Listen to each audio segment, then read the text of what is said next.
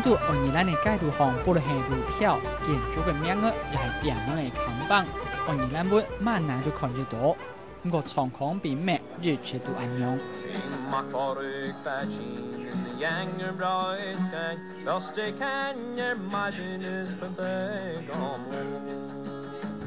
根據歷史學者研究，最早到4年前7世紀時節，愛爾蘭島上只有5人的住宅。同時，到4年4世紀時節，發現最早的有愛爾蘭文的記錄。後面持續的發展，到4年6到9世紀時節，係200年使用最強盛的時期。不過，狀況到1770年，英國統治愛爾蘭之後，有動態轉變。英國透過教育體系，為愛重建全面封殺愛爾蘭語，也就對英國人來講有反抗意識的表現。統治者的壓制一直維持了700年，而到1893年，將出現停止保衛愛爾蘭語復興潮。There was a popular movement which Douglas Hyde, who was the founder of the Gaelic League, as you said, but also was the first president of the independent Ireland. Douglas Hyde tapped into that popular feeling and promoted the use of Irish through the Gaelic League.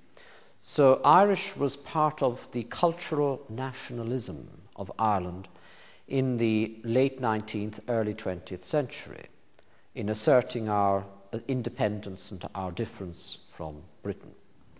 後來，愛爾蘭嘅土業傳統結合語言復興，從而開朗強壯，日報3年日報。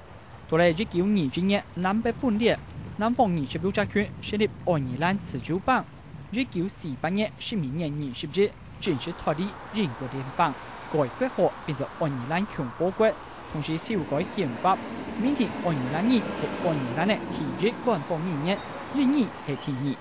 同時對愛爾蘭語使用者最密切嘅區別，規劃嘅詞則Gaeltacht愛爾蘭語區，到嚟20世紀中嘅時節，世紀之邦。The Gaeltacht areas were defined in the 1950s, and they were defined on linguistic criteria. It depended on what was the dominant community language at the time. And the Gaeltacht areas were areas where Irish was the dominant community language. And even today, I mean, there are no physical barriers between Gaeltacht and non-Gaeltacht areas. People move freely in and out. 就算這個要做得完全使用愛爾蘭語法庭專屬區別，還係唔難。語言的傳承兩者是清楚的顯示，清楚而有人選擇，當然是下二代嘅後場啊。佢個最佳嘅方式是透過義務教育嘅體系開始規劃。agus ag seasamh dhéagán ó sa cheann, agus bhí píosa beag cóise na hop. 愛爾蘭語係愛爾蘭地區嘅必修課程，尤其對愛爾蘭嘅學期地圖。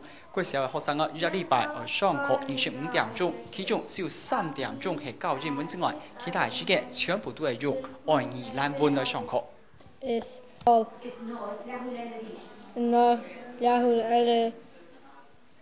我不論馬上都冇想到用規範嘅方式強制要求，變到粗心嘅反叛徒。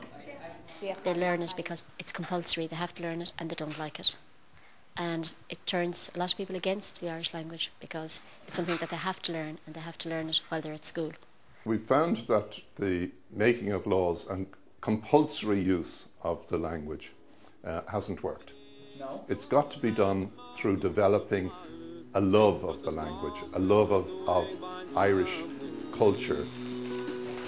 民眾反抗最顯明的理由是從學校畢業之後，愛爾蘭語使用率普遍偏低。大方講，2006嘅普查數字顯示，全國愛爾蘭語經常性使用人口仍降到3%，也是2萬13萬人為咗日常生活地圖使用愛爾蘭語。兩者數字直接投向嘅愛爾蘭推行超過5世紀語言復興傳統嘅建構中上。下個新聞詞彙分享前面對愛爾蘭所做嘅採訪報道。